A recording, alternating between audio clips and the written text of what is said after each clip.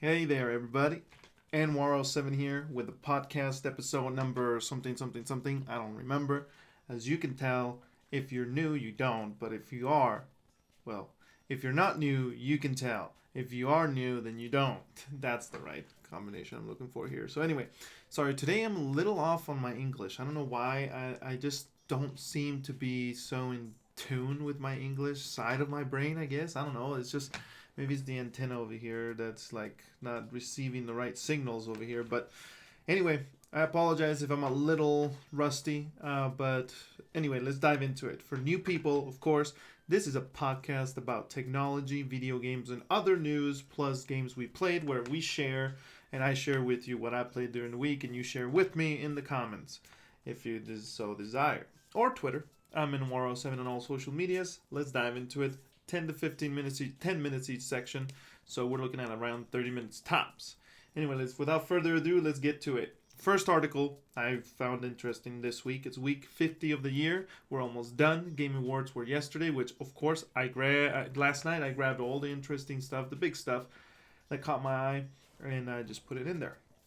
So first tech news, Kuo Minkikau Kupchiki. He said next year's 5G iPhones with major redesign in the metal frame, blah, blah, blah. Which I hope it'll be the square design of the iPad Pro, which is what I have right here. And that's how I am, looking at these. So sorry if I look this down. This is a whole new setup. I don't know what's going to work, what doesn't. I'm pretty sure it is much better in every way than the other one. Most ways. Anyway, just a second. Is my light? Okay, my light better not be sliding off and then collapsing, falling, bye-bye. So, next year's 5G iPhones apparently won't have a redesign. He says apparently it could raise $30 to $100 depending on the model on production. And then the cost, he says, is more than likely not going to rise. Did he say not much? Won't have a major price increase, which the reason why I picked this article is I want to tell people this. Me personally, I believe Apple took the iPhone to the $1,000 mark with headroom for the future. And of course, you do have the more than $1,000 for the Max. But anyway, the $1,000 mark, what the price range has right now, I believe that price range, I wouldn't be surprised if they add $50, $100 more. Let's say 100. Apple's not going to do 50s. They deal with triple digits here. So if they're gonna add more, they're gonna add $100 more. But I wouldn't be surprised if they don't, because the price range that they chose it already has that enough cushion for I believe this next generation iPhone, which comes out 2020, which is the rumors, the new redesign and all that. I think they already planned that into the price range. I do believe they understand that for consumers, thousands where it's at. But then comes this question. I just thought about it right now, right here on the spot, live. The thing is, the Pro model, right? The Pro, which lots of people think it's a gimmick, and I disagree. I think it makes sense. And of course, it does come with a little bit of like, hey, you want to buy this one? It's a real good model. I do believe that the Pro, these machines, for most people, they're definitely overkill. And so I can see where the Pro does stand for lots of these products. Compared to, of course, our techie guys in the tech bubble, they're like, oh, this is not Pro. Well, for most people, you're like an elite. You're the 1%. And, for example, but then again, there is the discrepancy of like the Mac Pro, which literally, based on pricing, you could say is leagues ahead of like the MacBook Pro. But anyway, I haven't looked at the specs in comparison, so that's just a thought. Anyway, I'm just babbling here. I need to have more straight shoots, more narrow. See, my English is done for today. Holy fetch. Anyway, let's change articles. Whatever. I don't like this article. So, and this is jam-packed weeks, and I need to get it done in 30 minutes. So let's get through them. So Apple CEO Tim Cook says that striking back at critics who say innovation in the smartphone industry has peaked. I personally, his wordings, what were his wordings, Fetch? This one was such a weird article by Business Insider that I'm like, I don't know, man. And Business Insider, was it them? Fetch, I think it was Business Insider, right? That made that stupid dumb video about like the Apple tax, and it was really dumbly made and weakly. It's like even some fetching sophomore, high school sophomore with a video editing class could have just pulled it together with a group of other sophomore video editing class members. Anyway, it said that the ethos and DNA of the company has never been stronger. The innovation front, the product line has never been stronger, and whatnot, blah, blah, blah. And he says that there are years of small steps and big steps, which I agree. I personally believe you cannot. Some people will disagree with me, but I believe that we as humans cannot double production or triple every other year. That can be financially and whatnot. Financially, of course, there is people that will go much more into disagreement with me, but I believe the human nature, in the sense that, and you can see it with video game companies now, with Activision, EA, and the publishers, they're wanting to always outgrow their last year earnings, and they'll do things that are morally doubtful, questionable, and in order to do that. And I believe that that's where the mistake is. That's not sustainable. That's not sustainable for 100 years. You cannot forever just keep growing at exponentially so in such a way that something's got to give, right? And for example, they messed Call of Duty last year or this year. They cut some employees. Which one do you want to do? Do you want to make your earnings go higher, or are you going to have to add loot boxes to your game and cut some employees in order to make your numbers go bigger? Both can't go bigger in this situation right there, right? And if you know better, let me know why that wasn't possible. But from when I look at it, that's what happened. I believe that they wanted their numbers to keep growing, therefore they cut on the other side. You could call it the moral side, whatever, the human side. And so I believe that definitely he's right. Of course, he's covering a little bit because they stopped mentioning the numbers, but then again, numbers don't really matter, blah, blah, blah. I do believe it's peaked or has reached the top, and now it's going to be whoever builds the bigger building on top of the mountain, you know? And so I believe we're going to see some great things, but for now we are sort of just slow, gradual increments. But anyway, if you disagree, let me know. And of course, there's this thing, man. I love this picture. It says, Apple doesn't want you defiling Pro Display XDR special glass with the regular cloth. Cold of Mac says this. So use only the dry polishing cloth that comes with your display to wipe dust or smudges off the screen. Don't add water or use other liquids to clean the nanotexture glass. Never use any other cloths to clean the nanotexture glass. If you lose the included polishing cloth, you can contact Apple to order replacement polishing cloth. So this is the thing. It isn't expensive, okay? That nanotexturing, I think it's $1,000. But when you're adding $1,000 extra on top of the $5,000 and your $1,000 stand, which, anyway, I won't go into that one. That's a bee's nest. Anyway, so, they said that, so I think it's interesting, and I think it makes sense, but there's probably other cloths you can use, but anyway, definitely higher end ones, not the piece of crap ones. The morning after, so this is the thing, the Apple MacBook Pro can come up to $52,000.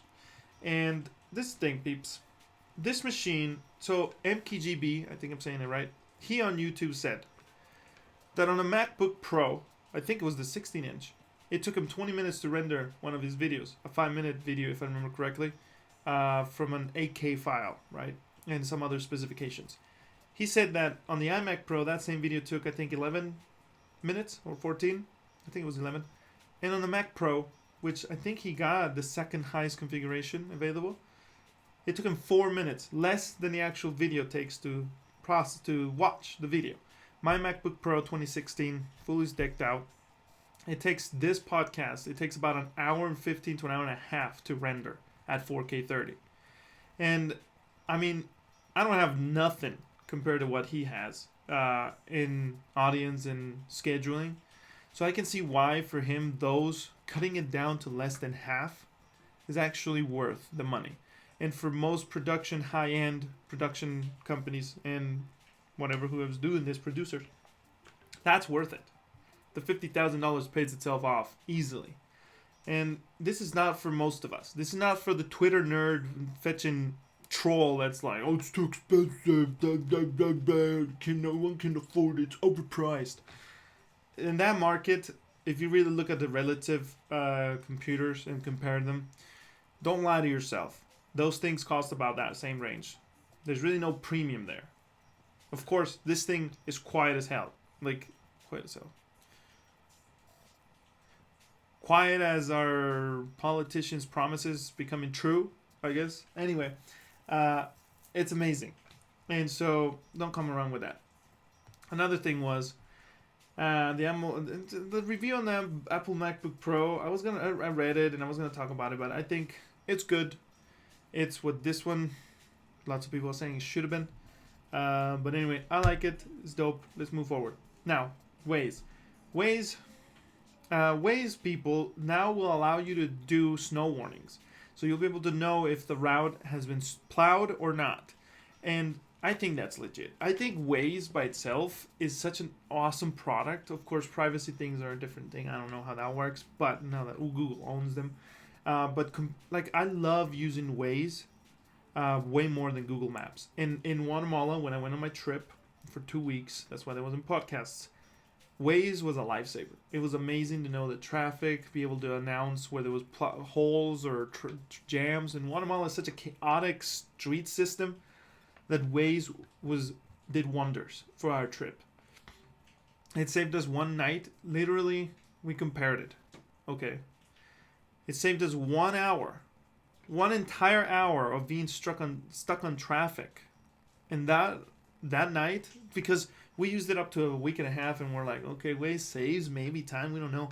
One day we decided we're going to test it. Okay? We're going to take the usual route, and trust me, Guatemala, besides accidents or special events, really, traffic's the same on average. There's really no variation. You're going to save maybe a couple minutes, handful of minutes. But most days, there's no time saving per se.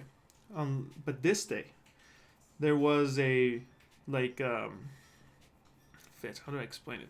There was a fare at a certain, on Route A, and then Waze allowed us to know that route usually would take the same amount of time. But it said that Route B was going to take an hour less, and we're like, what the fetch? There's no way. So we did it, and it literally did save us. We got there at exactly when it said it, and usually we never get there at that time. So that was amazing. Anyway, if you're in Guatemala, you understand what I'm saying. So I love Waze. What was the other thing? I still prefer Apple Maps though, based on privacy and the integration. But that's mostly Apple, not Waze's fault. Apple should add some of those tags, but how the system's built, I don't know if it's gonna ever happen. No, I just hope it does. Anyway, and Twitter has on the browser version, which I think is dumb. I think it's like, come on, browser version for real. Let's put it on the mobile where it matters, right? On the mobile side, you can't do this, but on the computer side, on the desktop version of Twitter, your JPEGs are gonna be, I think, 80% retention on quality, the original quality, instead of like, I forgot how much is on the lower side, but it's less than half, I think, or half. And so, if you know the exact numbers, please let us know in the comments. Anyway, it's gonna retain a lot of it, more like 3/4 of its quality, original quality, which I hope it carries over to mobile, so that pictures and stuff are much better than what we currently have. Let's see, video games, people. Let's jump into video games, because this is where it's full, and I'm just gonna blast through it because I only got 16 minutes. So, fourth BioShock game is in development without veteran creative director, which it's a worry, but at the same time, I mean, I want more BioShock, and in the new director or new blood, new air, fresh flush of air, the new flow could create a better BioShock, because it's just interesting. I mean, it could go downhill, could stay the same, which more likely won't, or it could improve. I like having 3 different options instead of having the original creator, which only allows like 2. Of course, there's always the one that sucks, but that's usually not the case. I mean, with these special franchises, and if you do have some special franchises that really went downhill, let me know. But anyway, yeah, I'm excited for more BioShock, mostly next gen. I don't care for this gen. Let's leave it there. Let's go next gen, baby. Resident Evil 3 has been confirmed for April 3rd, and I am excited. I never played Resident Evil 3 because it was too darn old for my taste. I'm picky. I'm not a picky. Well, I'm sort of picky. I like games when they're too old. I need an updated version. I just can't stand the lower resolution and stuff. It bugs me. Okay, it's just my personal preference. I can still recognize the game for what it is, but I'm like, I just don't want to experience it. So whenever I see a remake or enhanced version, I'll definitely play that over the original. So I'm excited to see what this original does, and then I can watch online a video play or something. For people that played the original on their time, congrats. So anyway, Doctor Disrespect peeps. Oh, are you gonna pre-order Resident Evil 3? Because I am. I want the original skin. On the Xbox One X though, because then I want to see on the best graphics, and then the new one, which I'm gonna get into it. I'm gonna talk about it. If you watch the Game Awards, we're talking about it. The doc has a new TV show deal with the creators of The Walking Dead. I think it's the creators or the publishers. I can't remember which one, but anyway, yes, it's in development. I'm excited. I think his character is worthy of a TV show. So Doc, congratulations. Definitely for me though, personally, I can only watch like I have my moments where I'm watching a lot of Doctor Disrespect, but then it's always the same thing as to there's always a exaggerated. I love this game, then I hate it. It's predictable. It's predictable. Love, hate, and then until the next thing comes that he loves. And then he hates it, and then which is fun, but of course it's predictable. So I kind of get it. For me, it feels a little like a Call of Duty game. I enjoy it. It's high quality. It's good, but it's always the same. So I need to play something else. Anyway, he's good. Congrats, Doc. There's this one's. We're gonna dedicate 5 seconds of silence. I have the camera right there.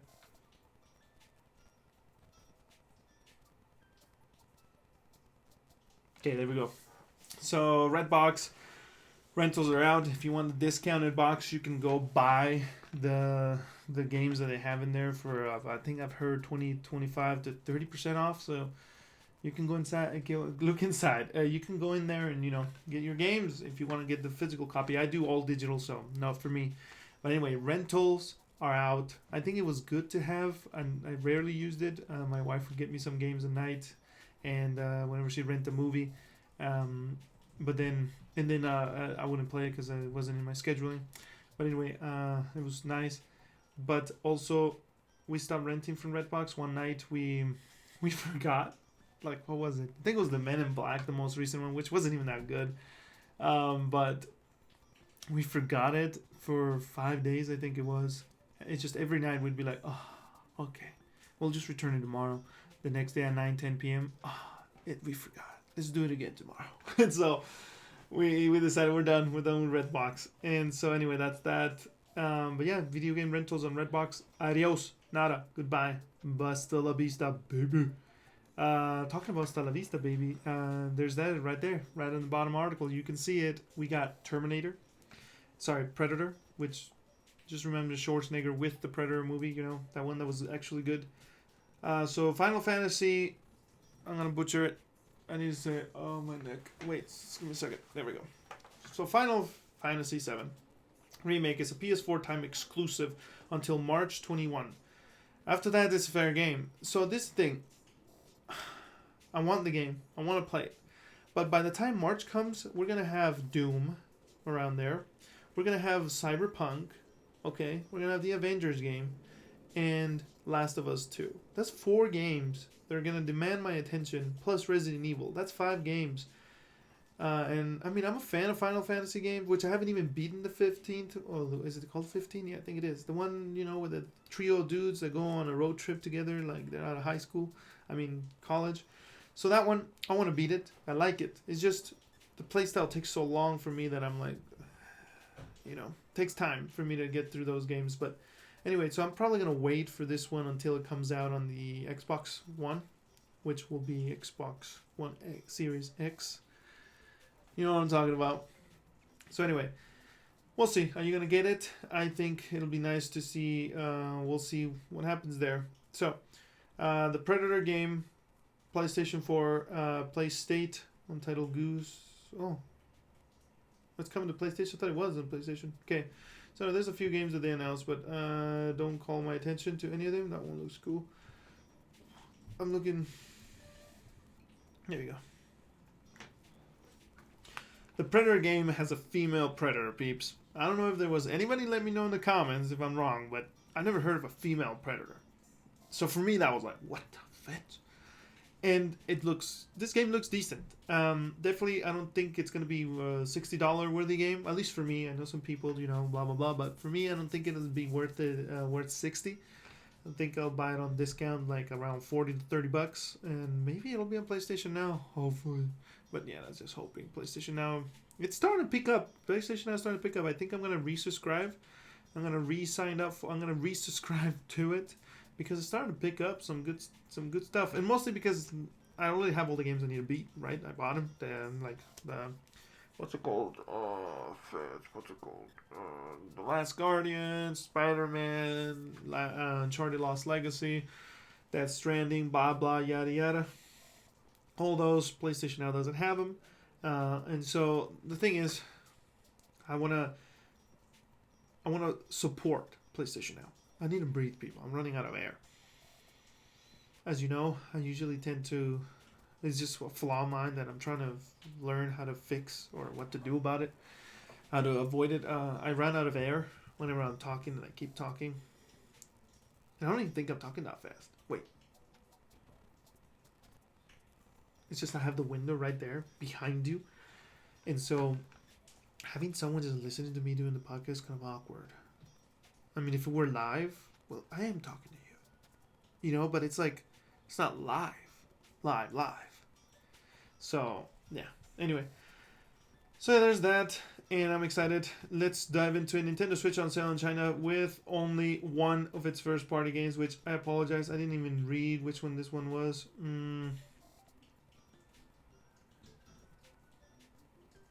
$200? Oh, 200 euros. What the fetch? What is the game, people? Oh, Super Smash Brothers. So, that's what I thought based on the picture, but I needed to confirm it before I told you. Yeah, Super Smash Bros. Is the only game you can get on the Nintendo Switch officially from Nintendo in China. And so, anyway, they managed to get in there. What the fetch is this? People gotta click this. This is not part of the podcast, but we gotta click it. You need to be, if you're only doing the audio version, you need to watch the video because you'll see what we're talking about. What the fetch is this? Penis fish wash up on a beach in California. What the fuck? I wouldn't say penises. I'd say like carrots or potatoes, maybe like deformed potatoes or like worms. Ooh, BBC News. What the fetch? Look at that penis beach. Shook. Thousands of these penises are called fatting keeper worms or penis fish. Were found on Drake's beach. Wow, maybe he'll play with Ninja. I know, that was dumb. Anyway, yeah, that's... Wow. I guess you can eat a penis. Gears 5 peeps, Operation 2 updates good. There's a catch, this article, but the catch is that I don't know if they've updated today, but 2 of the maps for free for all are not available due to a bug, but it's being fixed, and they say it'll come out eventually. It'll be fixed. Well, I want to talk about this real quick before I go into the Gears thingy, because yeah, we're gonna start going into Gears. Okay, just to entertain you as I say this. So. No, actually, let's go back. Let's revert because we only have 5 minutes. Let's go. So Operation 2 and Operation 2. Listen. This is the point I wanted to put, which I had in my notes below. Modern Warfare and Gears 5, for me, both games suffer from the same thing when they first came out, that they felt incomplete to me, at least on the multiplayer side. On the multiplayer side, when it came to competitive multiplayer, not the Spec Ops, not the Horde, not the Escape, not the campaigns, just the multiplayer, for me, felt lacking. It felt incomplete because game modes, like it felt like I could play all the game modes within a day on a play session, or a day or two, and I'd be kind of repetitively just doing the same thing over and over and over again. And there was not much variety besides based compared to an older game, right? And of course you have Modern Warfare, which had a blackout mode. Black Ops 4 had a blackout mode, and so there was some variety. You could diverse and jump, but in And Modern Warfare, you don't. In Spec Ops, I mean, it's good, but I don't really care for it. And so I wish I would have gotten it on the Xbox now. Actually, no, it plays better on the PlayStation. I always forget. It's optimized. Anyway, so they both felt to me incomplete. Like the whole thing lacked game modes, maps, and so now Gears still lacks maps, even though they added old ones, which is good. I'm all okay with old maps. If you heard the last episode, you know I'm okay with old maps being brought back. Better old good maps than crappy new ones. So this is the thing. Gears 5 and Modern Warfare for me felt incomplete, but now with Season 1 and Operation 2, both games just feel like what they should have been. Modern Warfare now has so many game modes, I can just jump in between game modes and play for 2-3 hours and still feel fresh and feel like, oh, I got bored of that the next day. Oh, you know what? Yesterday I played these, I can play these other ones, you know? Gears, of course, doesn't have as much game modes, but with the free-for-all mode, that for me just sweetened the deal, plus the 2v2 Nasher. And so that, for me, it should have been in the game in the beginning. Plus, the customization in Gears also should have been in the one in Modern Warfare 2. At the beginning, the customizations in Modern Warfare were garbage. And so I believe that Modern Warfare now is what it should have been in the beginning, same as Gears. Do you agree or not? I think it was just rushed, which is kind of funny that it's rushed because it's like a AAA main title. But anyway, this article I was going to share with you. Apparently, whoa, what the fetch? Xbox 51% of people actually watch Pornhub on their consoles? Of course, mobile wins, but wow. Wow, so apparently Mac users, which are smaller, they only watch 16% of them watch porn. Wow. The top search franchises were Avengers, Harley Quinn, Teen Titans, what the fetch? Incredibles, and Captain Marvel Joker. Ooh. Overwatch edged out seemingly unstoppable Fortnite to take #1 spot, of course, with Zelda, Lara Croft, and yes, Super Mario. So people literally watch porn of Super Mario? Wow. Who are you? Is it my neighbor? Anyway,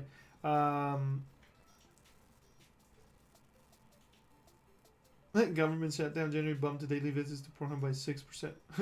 Depression.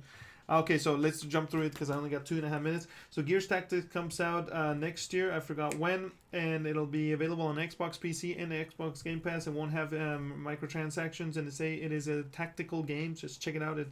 It's interesting to me. April 28, 2020. They announced PUBG created some new game that they didn't really talk about, so nobody cares. That picture is from Senua's the sequel, Senua's 2. I think it's Senua's something something. It looks amazing. It was presented together with the new Xbox, which I'll show you after I talk about Elon Musk. I thought it was legit. I was like, what the fetch are you doing, man? And of course, they show him after they did the section with Cyberpunk 2077. So it's like the Cybertruck and all that put together with just a sweet deal to me. I liked it. So Elon Musk, good job, bro, doing in there. And then what else? The Xbox Series X, which I believe there's going to be a Series S and a Series X. Series S being the cheaper one. But anyway, if there's only one, that'd be also acceptable, I think, because at the beginning there's always just one. But anyway, the Xbox One, the Xbox Series X, I am all for it. The design's amazing. I think it makes sense for thermal, for cooling, and I personally see that console and PC are the same thing in the sense that they're a platform. iOS, Android. I would say that, for example, the craziest thing, put PlayStation and Xbox together, and that's iOS, and then you have Android, which is PC. Okay, that's one way like that. So the way I see it. So, and I own all the consoles, the Switch. I usually use it. But anyway, I love gaming on all fronts. Black, and then, which I'm going to get into, a split screen for Fortnite, which if you're into Fortnite, I'm going to try it. I haven't tried it, so I don't know if it's efficient. If it runs at 60, probably 30. Wolf Among Us 2, which I need to finish the first one. That's why I want to resubscribe to PlayStation now to play the first one. Fast and Furious, big fetching middle finger to all of us, I think. I mean, for you, maybe you're liking it, but Fast and Furious, I'm like, the game looked like crap. And the graphics look horrible, and it's just a cheap, unapologetic cash grab. And then, of course, Hellblade 2 looks amazing, and I love the first game. Modern Warfare, the Barracks Challenges, and overpriced skins. Gears 5, I already expressed that. Black Desert Mobile is legit. and I think it's actually even better than the console version. I haven't played the PC. Gears Pop, I played it, of course. Rise of the Tomb Raiders looks amazing on OLED, which I wanted to show you. Right here, baby. Right there. That's OLED. That's the C9 OLED. And playing games on it for the low latency mode, 120 1440, which is not 120, it's 120 hertz, not 120 FPS. But anyway, it looks amazing. It plays amazing with Gears 5, and even with Call of Duty that doesn't do that on the PlayStation due to HDMI 2.1 not being available on the PlayStation, it still feels better. The response rate, everything just feels better. And I actually play on HDR, and it's a pain that I have to turn it off sadly to be able to stream. In my old TV, I have HDR off because the brightness levels were just off in HDR, so I didn't really care. But in this TV, HDR is actually legit. Anyway, that's that, and that's explaining my feelings. I hope you like this podcast, and I'll catch you all next time. Remember, every Friday from now on, I'm going to do the English one, and I'll catch you all on the interwebs.